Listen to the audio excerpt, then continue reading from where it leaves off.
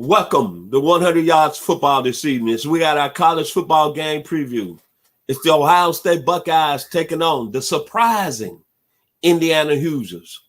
If you like the video today, please comment and share it. I'm your host, Vincent Turner. And joining me today is a very talented coach who knows all about defense. I consider him the best coach in the state of Georgia on the high school level. And he's very talented.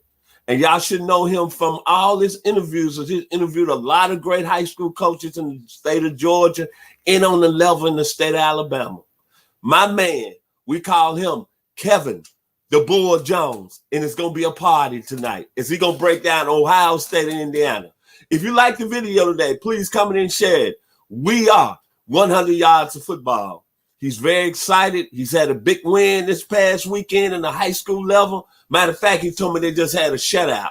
So he's ready to talk about the Ohio State Buckeyes and the Indiana Hoosiers. How you doing this evening, Coach?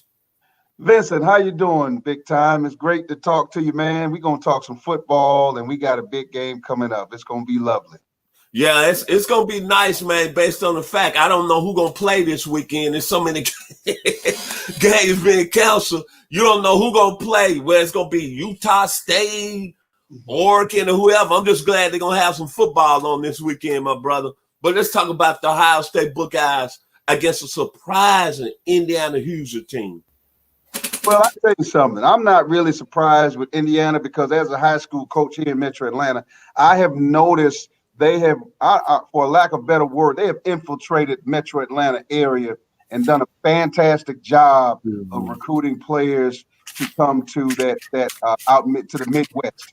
And that's very profound because you don't find a lot of kids from the Metro Atlanta area really going out Midwest. That's just kind of a new journey frontier that's starting to happen. But here's the thing. If you look on the roster, they've got 9 kids from Metro Atlanta area, including one kid from Stockbridge High School.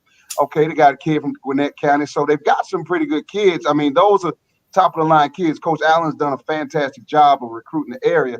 But they also, watch this, V, they also do an unbelievable job of recruiting the South Florida area. Mm-hmm. And when you talk about the South Florida area, you talking about, that's a great area for football. I mean, the kid that's the number 4 kid in the state in his position coming out of Florida, that's a big deal, because if you're going to leave and pass, you're going to pass by Miami, Florida State and Florida, and, Central Florida and South Florida to go out of state. And here you are like Michael Penix, who's from Florida. You got one of the top players in the South Florida area as well as North Florida, that Plant High School, who's always been a perennial power in football. Listen, now they've got 21 kids on their roster. 20 kids on their roster from Florida. They got 10 from Georgia. So you have a wonderful combination along with their in-state kids. You got some kids that have seen some great football and they're unbelievably talented kids. So they're running into a tough Ohio State team, which I'm gonna be quite frank with you, Vincent. I know that Ohio State is good. I understand that they're well coached. However, that's your favorite line. However, the total record of the teams they played is 2-10. So, this is kind of shaky. Yes, Justin Fields is a very good ball player. He's going to make plays. Yes, and he's battle tested as well as some of the other guys on the team, Master Teague and those. But when it's all said and done, they've only played 3 ball games. And the teams that they've played, Penn State hadn't won a game yet. So now you're talking about playing a 4-0 undefeated Indiana team that has beaten Michigan and Michigan State. And here we're going to have a battle of experience of success against the newcoming success. My question to that point is that you look at Indiana, and you brought up a good point because they also have 6 players from the state of Tennessee on the squad. Oh, yes, Cam Dunn. And from the 901, they have the best of the crop. So I look at their system, and I did my research. Coach Tom Allen I didn't know this, Bull, that he was at Ole Miss when Hugh Freeze had Ole Miss ranked #1. He was the linebackers coach and the D coordinator. And he had a guy named Robert Cadici, Tony Connor, Mike Hilton, who's right now with the Pittsburgh Steelers. Then I looked up Coach Allen was also on Willie Taggart's staff at South Florida. So this is a guy that when he got the Indiana job was pretty smart and know where to go get players. Right. But I'm going to tell you this. I like Ohio State. Granted, I think they're obviously the more talented team. They got a quarterback that's red hot. You saw him playing high school. You know people around him that's been very close to him. The guy has 11 touchdowns and 11 incompletions. 11 incompletions on the year. So that's very impressive. The ground game, I'm talking about Ohio State, offensive ground game hasn't really revved up yet. They got Master Teague, who you mentioned. The young man that transferred from Oklahoma, Trey Sermon, who you saw play at Strayberry over there in Cobb County. So this is Ohio State team that has a lot of talent. But let me tell you something. You tell me all the time, you are the legend who just got off doing this video, Bobby Butler. You say, hey, man, the most important musicians who you got under the center. Right. And Michael Penix is going to make a name for himself maybe Saturday on the national level. We've been talking about Kyle Trask. We've been talking about Mac Jones at Alabama. But what I like about this young man, you look at the game he had against Penn State, he had 176 yards passing, and they beat Penn State. He came back with 238 against Rutgers. Now, I'm thinking myself, okay, he's got Michigan. I'm still saying Michigan is a good team, regardless of how they're struggling with Harbaugh. He puts over 300 on Michigan, and they beat Michigan very easy, 38-21. Then I take a step back, and I go way back, and I say they got Michigan State. Now, Michigan State is coming off a very impressive win over Michigan. That's right. They're riding high. And they go up to East Lansing, and they make it look easy to my man, Mr. Michael Penix. I'm going to call him Mr. Hoosier this evening. He goes to 376.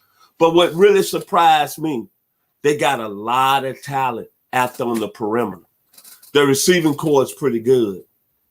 And they got a young man from Parkview that you didn't mention. The gentleman is Miles. Let me get the gentleman's name right quick. I had my notes here. Miles Marshall, who played at Parkview, right, that was highly recruited. And they got a running back a couple of years ago who was a 5-star to Syracuse, New York, and Steve Scott. Then they got a player out of Mississippi. I won't want to butcher his name, but Ty Freifogel. I hope I pronounced it right. It's Freifogel. You got it right. I hope I pronounced his evening. Right now, he's probably one of the top 3 receivers in the country. So this is going to be a game. I expect Ohio State because they got the most superior talent to win the game, but I wouldn't be surprised if Indiana keeps the game close for 3 quarters. Well, I find that amazing that you think that Ohio State and that Indiana team is going to succumb to Ohio State in the end, because I think quite the contrary. See, I've watched Indiana for a while. Let me tell you something. Good. I'm going to tell you something. Yes, I am a Justin Fields fan, and I think that he is a fantastic quarterback in college football today. Yes, he is. He's been well taught. I know the people that taught him how to throw that ball the way he does, and I think he's polished at it. Hate it didn't go well down here in the big Peach State. But now, here you go. He's in a wonderful place right now. But here's what Indiana does, Vincent, that I need to get upset at us. Go ahead. I want you to hear this. Indiana has a defense that is only giving up averaging 19 points a game. Okay? And they're averaging 33 points a game. So when you take those numbers, you're talking about a team that can really put points up. Okay, left-handed. Penix is a left-handed thrower, laser-type throws. He can make the intermediate throws. He can make the deep throws, and he has a great zip on the ball on his out routes. Okay, so he's done a fantastic job along with those the receivers that you mentioned, Freifogel and Filliard. I mean, those kids are sensational, and with their ground and pound running game, it's not anything flashy. but is the execution is what startles me, because they make it look easy when that's in fact, as a coach, that's what you want to do. See, you want to have your practices so hard that the game is easy to you. And the last couple of games they've played, they've done just that. Okay, so their defense, they are a true 3-4 defense. And when I say true 3-4, I mean that is their base and foundation. So any adjustments they're going to make, whether it's 4-2-5, whether it's to an even front sometimes, okay, that's fine, but it is in the context of the 3-4 schemes and concepts where they have 3 down linemen, they bring a rush backer in and he does his job. Okay. James Hurd from Miami, sensational kid. I'm surprised he got there. I mean, because he's so good that he's one of those kids that should have never got out of the Sunshine State. Micah McFadden, linebacker. Cam Jones, the kid you mentioned from Memphis. Sensational ball players, and their range, their tackle range, and their ability to close on the football is extremely impressive. And watching the Michigan State game, they caused 3 turnovers inside of Michigan State's territory, and they scored on each one. But let me share this with you. They are leading the nation in scoring in the red zone. Okay, that's one of those tidbits that a lot of teams can't brag about. But when you can get in the red zone and you score 99% of the time, that means you know how to pin your ears back and play some tough football when it counts and the field shrinks. So when it's all said and done, Ohio State has been there. They've done it. They got some new people in place to get it done, but they're still great football players. But I question the talent that the teams that they face. The teams they face, like I mentioned, have only won 2 ball games, Vince. So we're looking at a tough Indiana team that Coach Allen, I'm tell you what I like about Coach Allen. His energy to the players is infectious, and they have caught on. And he's built a culture, love everybody. Okay, that's their saying that they have in Indiana. When you get on that campus, love everybody, LEB. Okay, that's what they talk about. Love everybody, and they all believe in it. And the excitement he exuberates when they make the plays. This man has knocked his teeth out. His 2 front teeth been knocked out, and this is celebrating with his players on great plays. He's had a concussion. He's had a black eye. He had a big gash on the side of his face. I mean, but in the celebration of watching young kids be successful on the football field, it's magical. Now, does that mean every coach in America has to do that? No. But what he does to gravitate and stimulate the energy of success is unbelievable. And that is one of the things that I feel like is going to be very important in the game. Ohio State's been there. They've done that. Okay, they got some different parts in place to get it done this year. But I don't think they faced a tough team yet. And sure enough, if they get a chance to play, they're going to get the butter from the duck, Vincent. Somebody going to go down in this game, and I think it's going to be Ohio State. Wow. Well, to be honest with you, I'm not going to too much disagree with you there. I'm still picking Ohio State to win the football game, but you brought up a lot of good points tonight, Coach. Number one, Ohio State really hasn't played anybody. Indiana's been battle-tested. Indiana, I think, looking over their roster, seeing them play in the first 4 games, I got to agree with you. Their talent level, I don't think it's there with Ohio State, but I think when you look at it, they do have people that can play with Ohio State talent. The one matchup I want to ask you, I always talk about the game on the perimeter. Right. I like the corners against the safeties. That was a young man that was at Clemson. He's playing with the Raiders right now. His last name is Mullen. But baby brother left South Florida. And right now he's playing better than any defensive back in the country. I want to get his name right. Tywan Mullen. Right. He is a serious football player. Right quick, how do you think he's going to go up against that potent Ohio State receiving core and Justin Fields? You think he's going to be able to hold his own out there on the perimeter? Well, here's the thing. In the 3-4 scheme, you have some flexibility to run various types of blitzes, dog blitzes, as well as man-free situations. It's just a matter of how you camouflage what it is you want to do. You know, Mullen to me is a very good corner. He's very physical. He's very aggressive. He doesn't have a problem gambling on some plays to break in front of routes and make plays. So his ability to play in a man-free situation where they're going to turn it to a 50-50 ball and they're going to throw it his side, sometimes that might not be the best thing for him. But when it's all said and done, he gets a chance also to do what I call play man-free, man under, which that allows him to have some help over the top. But now that gives him a chance to gamble a little more. And I think his ability to gamble in the secondary on breaking routes and inside routes and deep balls is to his advantage. Okay, because he doesn't fear that. See, some kids play with a little bit of fear back there. They're afraid of getting burned deep. They're afraid of a pass interference call. And one thing I tell my kids in the secondary, I tell them, I say, listen, all flags on me. Just go play.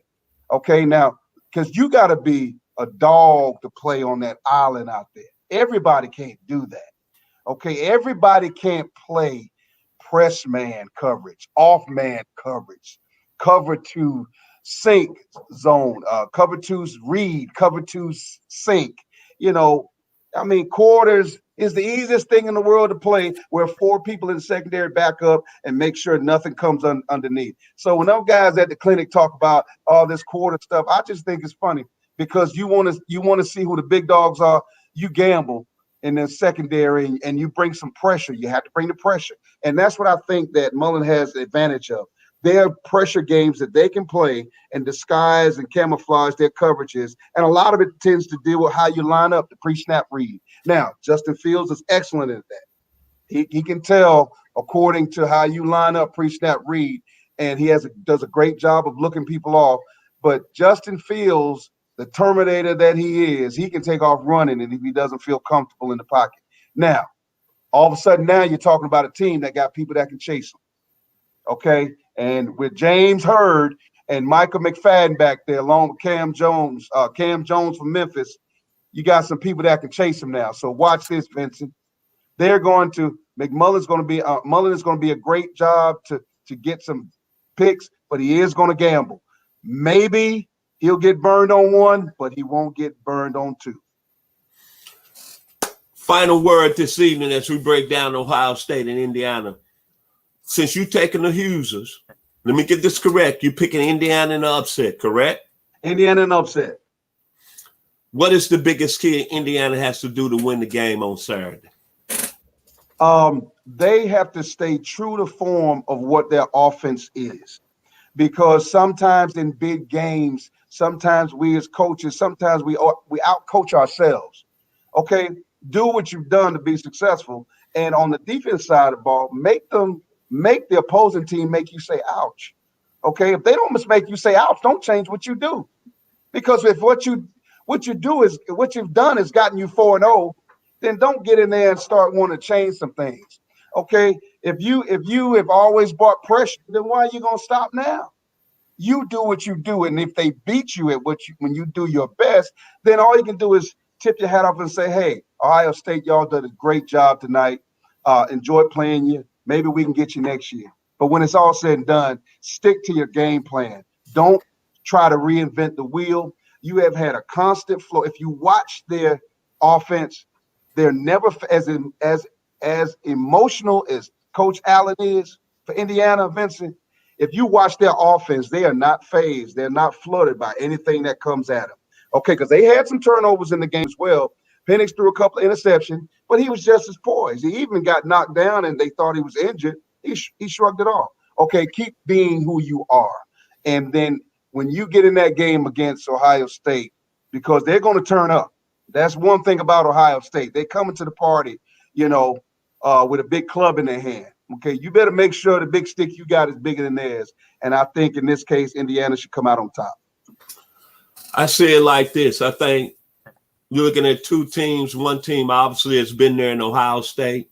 You got Indiana, who's the new kid on the block. But I judge it by the quarterback position. I think both quarterbacks are going to play well. I think Justin Fields has to have a Heisman-type game. This is a game for him. He's got to play at a high level. You got Michael Penix. I think he's a guy ready to put himself on the national level. He's been watching all these quarterbacks, Cal Trask, your guy down at Alabama, even the guy up in there in Miami, Eric King. Right. But I think this is a stage that he's going to play very well. I think it's going to be a close game, but I'm going to pick Ohio State only because of Justin Fields and experience of Ohio State being in a big game. But I think Indiana is going to shock a lot of people on the college level and say, hey, this team under these circumstances is a team that can play with anybody in the country. One other thing, final words that I'd like for you to do from here on out, sir. Okay. And please help me. When we talk about Justin Fields, you always got to go back to the Georgia. That's why I didn't say Georgia. But we're going to start getting, see, you don't take the heat I take after we get off the air. It's at least 7 or 8 people from Georgia have a problem with that. So I'm not trying to tell you what to do, but obviously the people are saying that you got something against Georgia. And well, hey, Vincent, let me do this. They can't understand that you're from Georgia and you played at Redan High School and you was a pretty good football player and you coached in the state of Georgia. Hey, let me help you out. We need to stay away from the Justin Fields talking about him. Or can we from here on out? Because I'm gonna get a whole lot of crabs from tonight on Facebook early in the morning. I'm just asking. Hey, listen. Let me say this because I listen. When it's all said and done, and when the cream rises to the top, I can go ahead and back up what I say. So let me say this, and I want to make sure all the fans that are Georgia fans hear what I'm saying because listen. At the end of the day, I want the football team here in Georgia to have a great season. And I think this is the best place in the world to recruit kids. I will tell you that. I'm a coach here in Georgia, so I know what happens here in Georgia with all these kids. I think Georgia does a great job. Kirby Smart does a great job of recruiting, and I know that personally. So when it's all said and done, the inferences that I make about Georgia, I think Georgia, I love Georgia.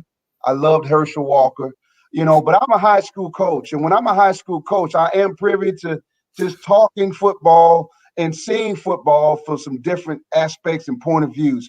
So I have nothing against the Georgia Bulldogs at all. My kids will be up there when the COVID is over with. We'll be up there having fun, partaking in the awesome camps that Kirby Smart has. And if I have a player that he wants to recruit, definitely by all means, make sure that, I tell my kids, listen, go with who loves you. And whoever loves you first, that's where you need to go.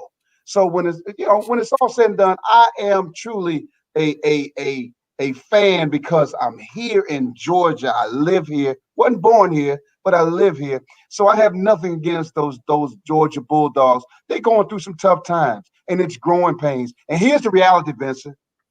Most of the trouble they're going through is because they've had so much success. Okay, so people measure on a different stick. Okay, if they had never had a great time of getting to the championship game and SEC championship and all that stuff, then listen, yes, everybody that bleeds Georgia Bulldog, red and black, yes, you bleed it. But when it's all said and done, the football game between those markers is where it all begins and ends. I hope that Coach Smart still does a great job of recruiting Georgia, which he does, but it's a tough season for him, okay? And unfortunately, that happens in the SEC. And you know that, and I know that. So tell all those Georgia fans, I still love them. It's my best friends are Georgia fans. And we have fun talking Georgia football. That being said, it's been a fantastic afternoon, fantastic evening. It's always a pleasure to talk football as we break down the game previews of the week, Ohio State and Indiana. I'll let you get one more final word in, sir, before I take us home this evening. Well, here's the thing that I want to keep everybody in context with about the game coming up if they get a chance to play. You know, I always end my shows off or talking about kudos to the coaches that Yes, grind sir. in this sport. I mean, that is dear to my heart. And that doesn't, I don't care what team you're fan of. Those coaches, we got families. And and right now, you know, Ohio State and Indiana, their season started later, and I hope that doesn't hurt them as far as somebody getting a chance to go be the top 4 team when it's all said and done. I hope that doesn't hurt because it was tough, and I respect the administrators that made decisions in regards to COVID and protecting the players and the coaches. But one thing, sports fans, I don't want you to forget, and it's always near and dear to my heart, that coaches like me, us coaches, whether it's high school or college or NFL, we're human too. We got families too. And when all said and done, we got to look at our family, and our loved ones want to see us make it home too. So kudos to those guys that's out there grinding. I pray that they get a chance to play this weekend, and I'm sure it's going to be a great game between Ohio State and Indiana. That being said, well said by one of the best high school coaches on any level that I've had the pleasure of talking to and meeting, and I hope he stay with me to the day I die because I love high school football in the state of Georgia. The man is very talented, Kevin the Bull Jones, as we broke down Ohio State and Indiana. If you liked the video today, please comment and share it this evening. Thank you for watching 100 Yards Football, and as I always end my show, hey, I'm the baby boy, a.k.a. the son of Chester and Inez Turner from the 901 Memphis, Tennessee. Thank you for watching us this evening and enjoy college football next weekend. We love you here on 100 Yards of Football.